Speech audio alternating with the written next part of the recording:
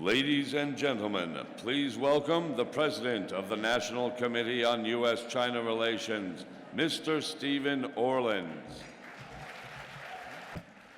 Secretary Kissinger, Chairman Dalio, ambassadors, senators, diplomats, friends, thank you so much for joining us at this critical time in U.S. China relations.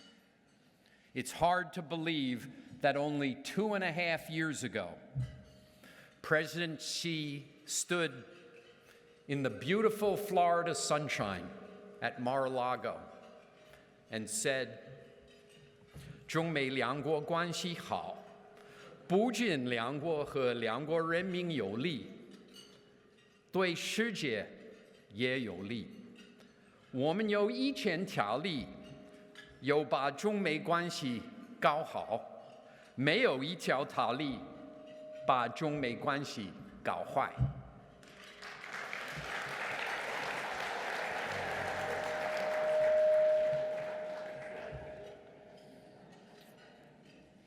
For those who don't speak Chinese,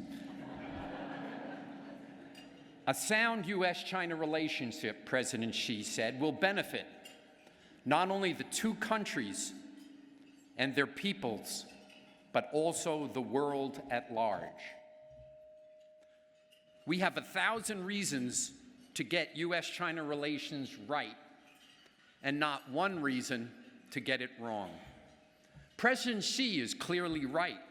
Yet despite his apparent positive relationship with President Trump, we are seeing policies and narratives on both sides of the Pacific that are challenging the relationship that I have been working on for 42 years. On the U.S. side, we've seen tariffs imposed based on the economic fallacy that bilateral trade deficits matter.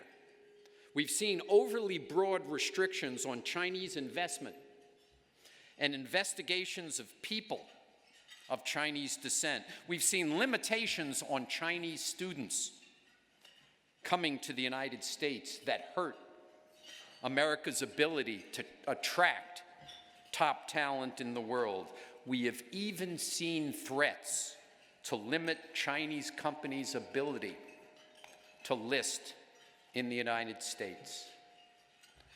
I could go on because sadly, the list is very long, but we need time for others to speak tonight. On the Chinese side, we've seen continued discrimination against U.S. businesses, militarization of islands in the South China Sea, claims that the U.S. is the black hand behind the Hong Kong demonstrations, and human rights violations that challenge global norms. I could go on here too. While some special interests in the United States and China benefit from these policies, the people of America and the people of China are suffering as a result of these policies. If we continue down this road, our children and grandchildren will live in a less secure and prosperous America and the world. The relationship at times seems very dark. So I'm often uplifted by the words of one of my heroes of my youth, Dr. Martin Luther King. In the final speech of his life, "I have been to the mountaintop," he said, "When it is dark enough, you can see the stars. When it is dark enough, you can see the stars." For me, for the National Committee, the darkness has given us a clarity of purpose. It has shone a bright light on what needs to be done. It has shone a bright light on the importance of our mission. As fiction takes hold, we focus on facts. As our governments tear down bridges, we build them. our young leaders, our public intellectual, our student leaders, our participants in our Track 2 dialogues, participants in our foreign policy colloquium, our speakers, and our hundreds of partners throughout the United States stand together in calling for deepening understanding. We stand together advocating policies that are fact and data-based. Since the last time we gathered here a year ago, we have run 150 programs. Our videos and podcasts have now been seen by an audience of well over 1 million. Next Monday, we will host our re-envisioned Chinatown Hall, hosted by ABC's George Stephanopoulos. We have organized like-minded NGOs to counter the false narratives that are too often the foundation of flawed policies. Support for education about U.S. China relations is growing. And though it will not happen overnight, in the long term, understanding and education will prevail. We could not prevail. We could not accomplish what we do without the support of each and every person in this room.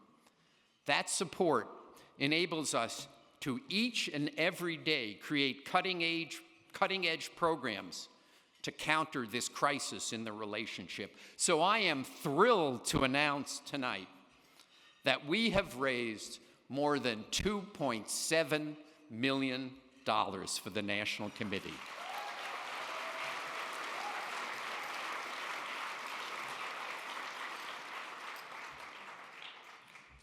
I want to thank Hank Greenberg and the Star Foundation. We wouldn't be here without your support. I want to thank Ray Dalio and Bridgewater, tonight's honoree, for your extraordinary generosity. Our development team of, where are they, Jung, Nikki, and Noah have done a spectacular job this year.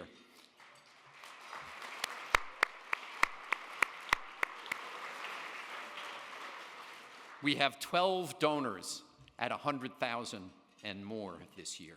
Finally, I want to thank each person in this room for their support. So let me close with the last lines of the Tang Dynasty, the Tang Dynasty's greatest poet, Li Bai, from his poem called Xing Lu Nan, in English appropriately called The Difficult Road. 长风破浪会有时，志挂云帆济沧海。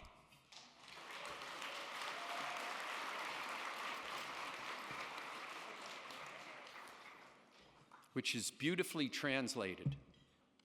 Someday, with my sail piercing the clouds, we will mount the wind, break the waves, and traverse this vast rolling sea. Because of your support, we will traverse this difficult road and strengthen the relationship that will determine the peace and prosperity of the 21st century. Thank you all for coming.